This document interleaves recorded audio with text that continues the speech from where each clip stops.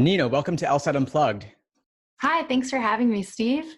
Yeah, great to have you join us today. So I was really interested to speak with you. I've seen you popping up all over the internet.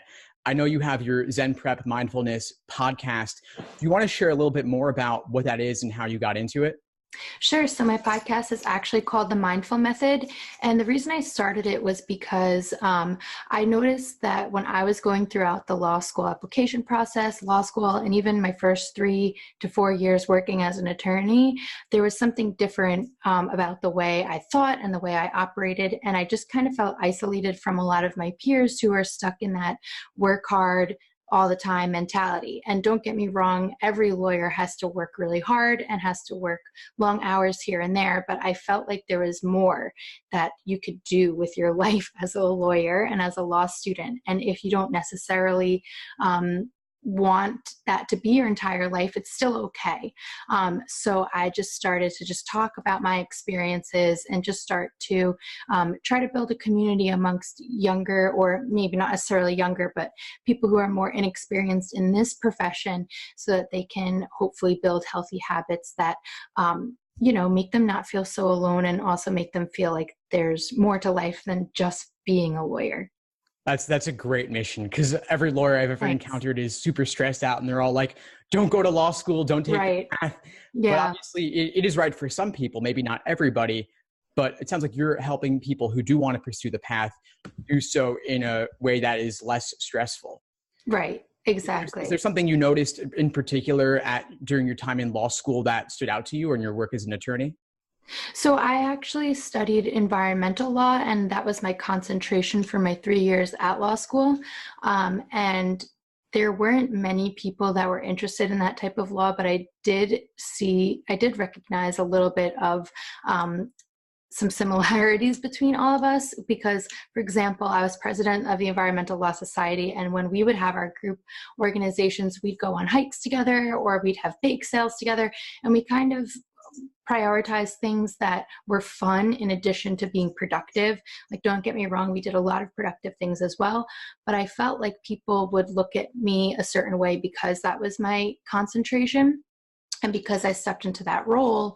But it was just funny because I'll never forget, and this is something that I'm really proud of, so I'm going to give a humble brag here, but I remember my second year of law school coming in, and I was fully myself at that point, because your first year of law school, you're all trying to kind of put on an act. Like, you're all trying to wear really professional clothes, and you're all holding people at arm's length, not knowing who you can trust or who is judging you or anything. But then the second year comes, we're all comfortable around each other. And I was in a business organizations class it was in the biggest room, so there had to be like 200 people in that class. And I know that from the scale, there's only 8 A's that are given out, if anything, based on the curve. So I tried really hard. I was like, I'm going to prove it to myself that just because I'm looked at as someone who prioritizes yoga and environmental law and all of that, I'm going to get an A in this class. And I busted my ass, sorry for my French, and I got an A in that class. And that was one of my proudest moments, because I didn't do it the way that everybody else in that class did it. They all did it based on, what they knew and how they worked, and they had all business backgrounds and things like that. So I just wanted to show to myself and show to other people that you can find ways that work for you. You can still be interested in what you're interested in and have some kind of success you can reach success even in a way that's objectively measured as successful. Like, I think most people would think that's success, but I just wanted to show to myself and to people that I spoke to that were 1Ls at the time that, okay, yeah, like, we could do this. We don't have to make this the certain route that everybody goes down. So that's really a really valuable insight, just to find the balance there. So for someone who's in law school, let's say someone is starting their 1L year this fall, what advice would you give them to maybe reduce the stress right out of the gate, not feeling they have to show up a certain way? So I think that in the first few weeks, it's hard. So at orientation, try to make friends. People are going to be awkward. People are going to, no one knows how to act. So however you feel is how everyone feels. So it's going to be awkward. But then, don't be afraid to make friends. Don't think that everybody's there to compete just because during the LSAT and the law school application process, everybody was competing with each other. And I know that it's hard to not feel like you're competing against each other when there's such a strict curve for your classes, but there's so much more you can do with collaboration over competition. I made my best friend from law school in the first month of law school, and we're still best friends today. And we've done so much more together collaborating than when we were competing, because trust me, we've been there too, competing with each other. And it really made a difference. I was one of those people who went in kind of not trusting people and being afraid of being judged and not showing up as myself. But as soon as I found people I could trust and, you know, people I could rely on and people whose I was very interested in the way they thought and their opinions, I found that my understanding of even the classes and the rules that we were going over and what we're studying for, it all made sense, or more sense, once you kind of start to talk to other people. So I tell people that you should find the ways that work for you when you're studying first. And then after a couple weeks of doing that, really branch out and find people who complement that, because you will make friends in law school. And that's part of the reason you're there, is to network. And I would imagine that it's super useful just for study groups too, right? Exactly. But also more so important than study groups. Like, study groups are very important while you're in school, but you have to think of the big picture. You have to think of your network, because this is why you're going to school. It's why people go to get their MBAs. Like, you're learning, yeah, to an extent, but nothing that you're learning is what you can use in a practical sense if you're going to be a lawyer. It's great if you're an academic. I was an academic. I loved school for the sake of school. But what prepared me for working outside of school were all the friends I made and the network that I built during law school, doing things like joining organizations and having friends that all had their own connections and were able to pull you into jobs after, right? Because the whole point at the end of the day is to be a lawyer, and you can't be short-sighted with that. Like, you can study all you want and study alone and get those A's, but if you don't have a network, or it just makes it easier when you're going to get your job or reach whatever goal you set for yourself, it makes it easier to have people around you that support you, even if it's just one or two. So that's that's my biggest takeaway from law school. That makes a lot of sense. It is all about connections in terms of getting jobs after graduation, rather than sending resumes down rabbit holes, right? Just into the vacuum. Right, exactly. So just a little bit more about my story. I was one of those people who were kind of just sending resumes out for my first year and a half, maybe, and after law school. And then it was my best friend that I keep talking about that actually pulled me into her job, because she saw what I was struggling with and the jobs environments that I didn't like being in, and she had an environment that she loved, so she pulled me in, and I was at that job for over, like about a year and a half, and I was traveling all over with that job. And that job gave me a lot of good experience and led the way for me to start my own business. So it really is one of those things where you never know what can happen if you just show up as yourself. You'll meet people that relate to you, and you'll be fine. You don't have to worry about being the best student in the class or being the most popular or anything like that. Like, you just need to try really hard, your best, and then meet people that you can trust, and you will be fine in this career. So I would imagine that sometimes the connections are even more valuable than the degree itself necessarily of where you went to school. Absolutely. And so actually, I was watching a video the other day because I know it's a little outdated now, but the news about Kim Kardashian coming out, and she's not going to law school and she's not taking the LSAT, but she's going to apprentice and take the bar exam. And people were freaking out saying like, oh, she's just doing this because, she's bypassing law school. She's got all this privilege. And in my head, I'm saying, no, she doesn't need to pay for law school, because in law school, yeah, you learn the law, but she could buy a tutor to do that. And then she already has a network. What kind of networking is she going to get from law school? People don't understand that the point of law school, and the reason why you want to get into the best law school you can, is because you want to surround yourself with that network, with your peers, because it could be the person at the party, it could be the person that's quiet sitting next to you in class that lends you a laptop charger or a pencil. Those people are your network, and that's something I've learned just through experience, because you think of networking as putting on a suit and just going into a room full of strangers, but that's not the case. Your network is the people you go to school with. So that's why it's important to try to get the highest score you can on the LSAT and get into the best school you can, or at the very least not pay for law school, which is the only other option I would suggest. Is you either get into the best law school you can where you get a network that will pay off, or you don't pay for law school and you clearly can make it on your own as well and find a network that works. Totally. Yeah. With a high enough LSAT score, high enough GPA above the medians for a given school, you could end up with a full ride. And that's an enormous benefit. And then you could still network at that school too anyway. Exactly. Yep. So I agree. So that was actually my situation. I didn't have to pay for school at all, which came in handy. And it still does cost you money to go to school, even if you have a full ride. Like, you still have to pay for textbooks. That's not always covered. You have to pay for, opportunity costs. So my first year, I couldn't have a job and I was living off of savings. So even if you have a huge financial benefit like I had, and I'm so grateful for, like, every single day I wake up and I'm grateful for that, because it affects who I am today. 7 years later, 7 years after starting law school, I'm still in a position financially that I wouldn't have been in if I'd not gotten a scholarship. But I do wonder sometimes about, okay, well, what if I did go to one of the bigger schools in the city, like Columbia or NYU, like, where would I be? And then I think, okay, I might not have the lifestyle that I preach today. So everything works out, and you just got to trust in yourself and trust you're making the right decision. But you do still have to try your hardest on the LSAT, because with a high enough score, like you said, you can either get into a great school or you can get into a good school and get a scholarship, and then just practically later on, you're not going to want to work in big law your whole life. Even if you want to work in it for like 3 years or something after school, there's going to be a day where it comes and you're kind of still tied down to your loans, regardless of how much money you're making at a big law firm. So yeah, that's just my experience. And it's quite a story. Well, there's a lot of valuable insights there and that you have to share that I want to bring up here that I'm hoping you can share with the audience today.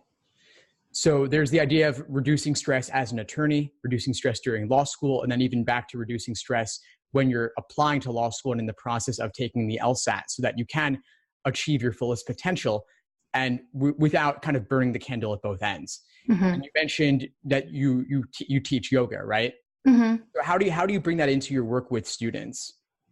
So initially I've always practiced yoga and I always enjoyed it very much. And then I would say around the time I was working at the lobbying firm with my friend that I brought up earlier, I wanted to have something for myself that was outside of the law, because initially, when you're working at a job like that, your whole life, even outside of work, are events for clients, meetings at 6 p.m., breakfast meetings sometimes at 7 or 8 a.m. So it's really hard to have time for yourself.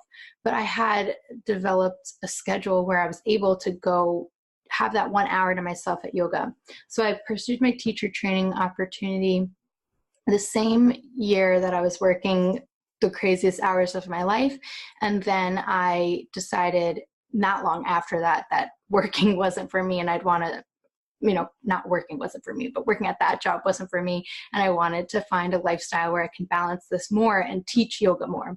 So what I realized was, I had friends who were struggling to reach their goals in terms of passing tests, or, they had all the tools, but there was just some kind of mental block in the way on the day of the test, a lot of test performance anxiety. And I thought back to the days where I was studying and what I was doing and why I never stressed out over a test. Maybe my first year of law school, I cried during finals, and I've cried a couple of times during bar prep, if I'm not going to lie. But otherwise, it was relatively low stress, and I wondered why. And it was all due to my lifestyle. It was due to this flexible attitude I had about it. I was studying by myself a lot, and then cherry picking when I'd go and see other people and get their insight. And I knew by that point, by the bar exam, who to trust. And in terms of the LSAT, I was pretty much by myself because I didn't have any friends studying for LSAT. And I would study by myself. I worked a job always. I always made sure I had a job so that I wasn't stressing about financial, reasons. I wasn't stressing over financial reasons, even if it was just at a pizza place or a bar, bartending or waitressing or something. I had something to get me away for 4 hours at least a week, 4 to 12 hours a week. Then I would go to yoga for an hour a day, or I would just practice in my backyard or something. I made sure that I was eating healthy meals. I made sure I was studying outside when I could, so when it didn't require a laptop. So I was getting some sunshine and still feeling like I was enjoying my summer because I took the June LSAT and the July bar exam. And so all these things just sound, kind of obvious. Like when you're probably hearing me list them off, it's like, oh yeah, no wonder you didn't feel that stressed, because like you were just going about your life like a normal person. If not, felt like I was living my life exactly on my terms. If any time in my life that I was living life exactly on my terms, it was during those 2 test prep times, because no one else is bothering you. No one else is asking anything of you. Everybody knows that this is your priority. So you can really get away with, being selfish. And that's something that you don't get to be as a lawyer. Like, your time is not yours when you're working. So I figured, all right, well, how can I spread this message to other people? And then that's when the idea came to me that I could tutor them and also incorporate some yoga stretches and sequences in there.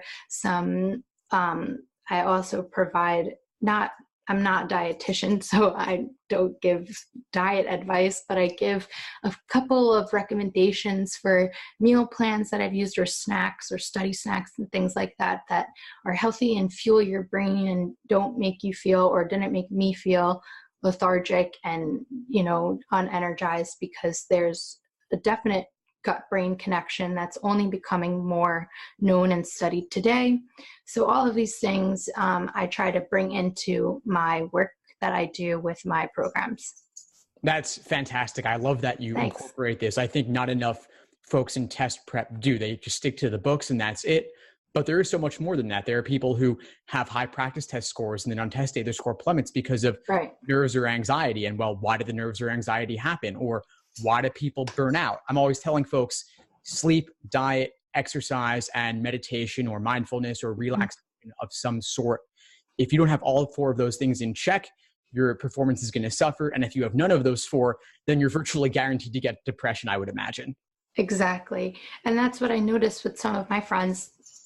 They'd be the smartest people and the best students in other environments. But then when it got down to the wire and it came down to test day, there's just some kind of block. And it's like, exactly, you can study all you want, you can pay for the most expensive tutor, you can go to the most esteemed prep class, but if you're tanking on test day, it has nothing to do with the material you're learning and everything to do with your lifestyle.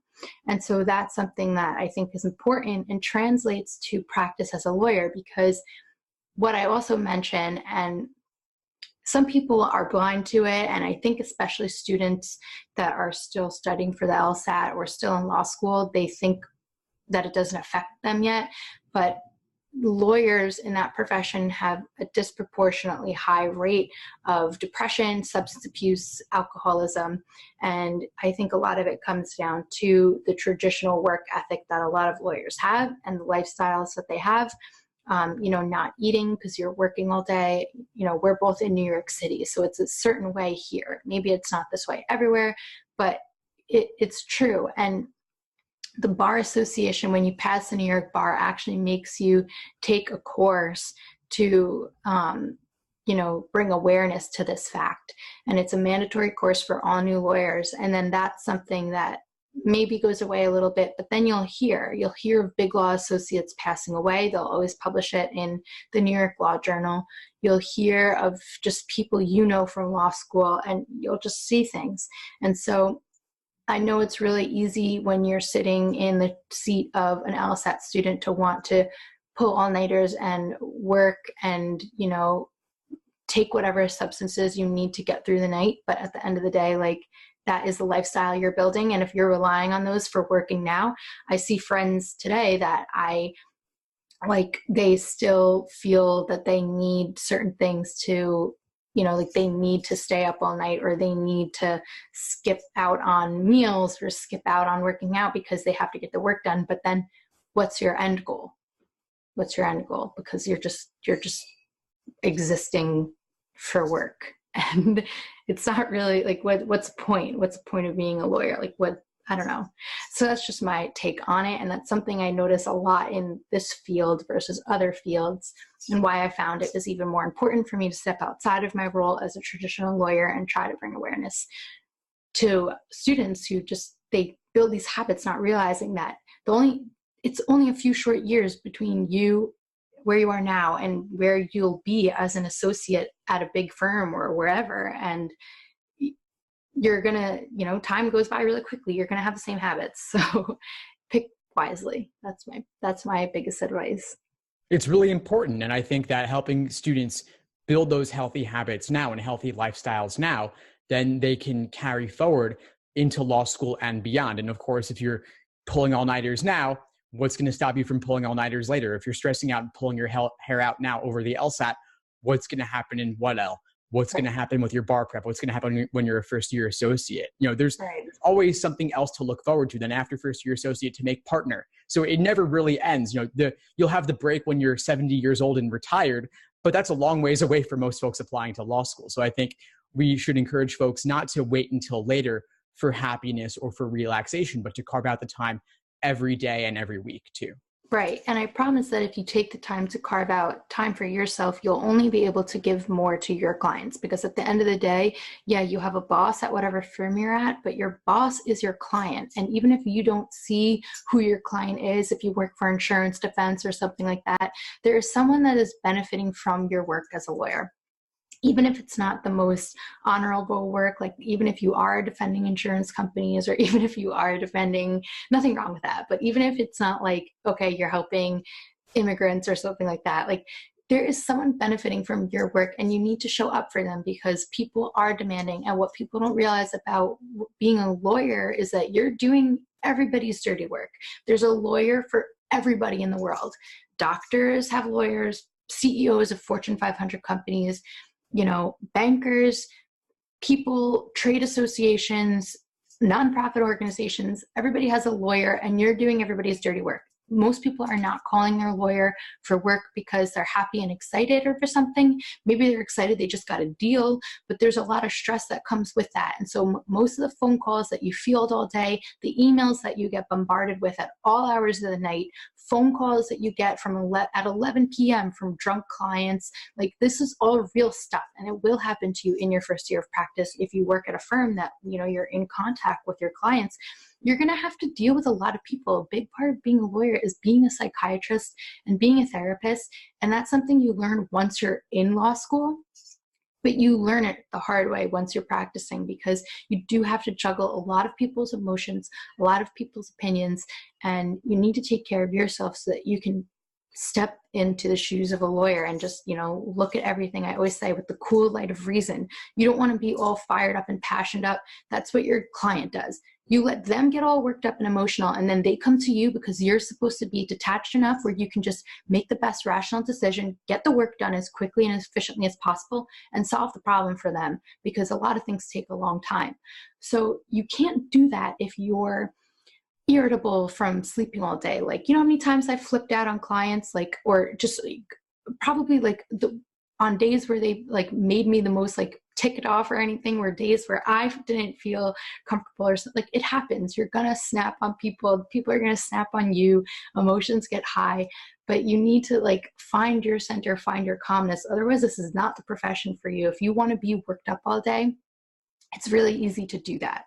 And I don't know, I just got really sick of that. So, yeah. That's a really great point. I think you painted an excellent picture of what it could be like for folks to actually work with clients, work with the general public. And as more and more attorneys are setting up solo practices, that requires more interaction with members of the public who are going to come in fired up. And you don't want their problems to become your problems. In a way, Right. They are, because you have to help them, but you don't want to take that home with you, and you don't want it to detract from your own quality of life. And if you can come in cool, calm, and collected, then you can actually pass it on to them as well. So you both end up better than when they walked in. Exactly. Yeah. So that's probably the most, realistic feedback you'll get on like what it's like to be a lawyer. And you brought up a good point too. Like you don't want to take that home with you. So it's a balance of being your best self so you don't bring any of your problems to work, and then also having that barrier, that protection of your energy so that you can, you know, go back home and like get a good night's sleep and do it all again the next day. So I think that's really important. Definitely. Now, before we wrap up, there's just one thing I want to ask you to share with our audience, which is this 4 square breathing technique that we've been talking about before we started recording for today. Can you share a little bit about that and how students can implement it? Sure. So 4 square breathing is one of my favorite techniques that I use and that I teach all the time. And it's something that I learned during LSAT prep, but you can use it at any point during your life. You could use it even if you're just having anxiety about something exciting. So what it is you count, it's called 4 square breathing because there's 4 steps, and most people have 4 seconds for each breath, or 4 counts. So what it is you breathe in for 4 seconds, or counting to 4. You hold it at the top and you count to 4. You exhale for a count of 4, and you hold it at the bottom for a count of 4. And then you repeat it as many times as you need to. What that does is it brings your heart rate down. It brings your presence back to the present moment. It brings your attention back to what you're doing, and it kind of super zooms you into the present moment. So it's something that's really good for you to do on a test if you're feeling really anxious, or I find it sometimes even energizes me because you're getting more oxygen to your lungs and you're not having these short, shallow breaths that a lot of people have when they have anxiety. You want to get more oxygen to your body when you have anxiety. So that's why this breath technique is great. And I find that holding your breath at the top and holding your breath at the bottom, that's what sets the natural rhythm for you. So I could demonstrate it here. I always feel so silly demonstrating it, but I'll demonstrate it with the snap of my fingers. So each snap of my finger will be a count of 4. And I'm going to start with the inhale. So holding, exhale, holding. And you can repeat that as many times as you want. It takes, what was that, not even 10 seconds. So it's something that you can do during the LSAT if you find that you're scattered, or you can do it, during studying, whatever it is. So that's my favorite little hack I give to people for test day success. That's great. I'm really glad you shared it and demonstrated it too. I actually did it with you, just that. Yeah. Oh, nice. Also, yeah. And I think that these breathing techniques are super useful. I'm also very much into yoga. I'm not an instructor like yourself, but I've been practicing for a few years now. And one of my favorite things is actually the breathing stuff, where you're not even physically moving. You could be sitting cross-legged, pranayama. And I think the techniques, I find them all to be enormously helpful. And they're so relaxing. I think they just kind of slow you down. Absolutely. And it does bring your breath back to a natural rhythm, which is what anyone who suffers from anxiety would know, that like when you have an anxiety attack, like you cannot breathe as deeply as or you think you can't breathe as deeply as you should be. And that's why these breathing techniques are great.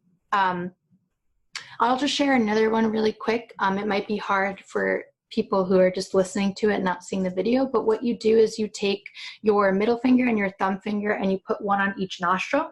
And so let's say my right thumb is on my nostril, the right nostril, and my middle finger is on my left nostril. You'd release all your air, exhale, and then you'd open up just your thumb, so just your right nostril, breathe in, seal it up, and then breathe out the left nostril. So you release your middle finger, breathe out the left nostril. Then you breathe in through the left nostril, seal it up, release your thumb, breathe out through the right nostril. And that recycles your breath, and it brings air and oxygen to both sides of the brain. And that one is another favorite of mine. It might not have the same effects for test day as the box breathing would, and you might feel a little bit more weird doing it in public, but it's another really good one that you can try at home at the very least, before bed, or even in the morning, to start your day, just to get your brain just feeling nice and refreshed.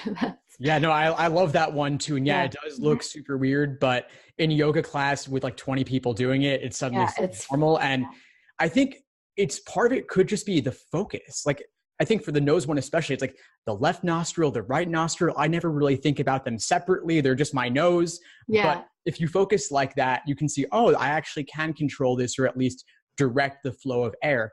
And that kind of, it unlocks something new. I don't know what it is, but it's magical. And these breathing techniques, I think anyone should apply them during test day if they're having a panic attack, or during the break between sections 3 and 4, or even while you're studying and stressing out about it. Right. So that's such a good point. It does bring your attention back to the present moment, which is why a lot of people, when they meditate, they focus on their inhale and exhale, because it's something so easy that's always going to be there and that you can focus on, and it will immediately bring your attention to like where you are and what you're doing now. So it's a good point. And I think it's something that if you're ever interested in, just try it at home. There's so many videos online for free.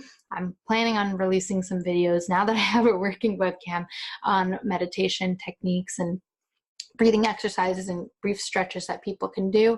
So people can look out for that within the next month. And then, just try it at home. Don't be embarrassed, because it's something that works. It actually works, and it's worked for thousands of years. So the people that get it will get it. Anyone that makes fun of you will just suffer from anxiety their whole life. All right, well, this has been a blast. Thanks so much for sharing your advice with everyone. You want to, before we wrap up, you just want to share the best way for folks to get in touch with you and listen to the podcast? Yeah, so my podcast is called the Mindful Method Podcast, and it's available on iTunes, Stitcher, Google Play, Castbox, and on my website, which is zenprep.org, zenprep.org. And I'm very active on LinkedIn, which is just my name, Nina Marinaro, and Instagram at love.lawyerlife, because I recently changed it just from test prep, from Zen Prep, to just enjoying. You have the right to love your life as a lawyer. Everyone else in any other field can love their lifestyle as whatever they do. So we're going to reclaim our right to having, a life that we love. So it's love.lawyerlife on Instagram. I love it. I love that you've changed your focus. I imagine that it'll help folks all the way through from pre-law. Exactly. Yep. After they pass the bar. Yeah, because what I found was that in the beginning of my business, like a lot of people were just studying for the LSAT and applying law school, and now they're all accepted to law school. So it's, I don't want to just leave them hanging. So, expanding a little bit to 1L success and bar prep and stuff like that. So yeah, thank you so much for having me.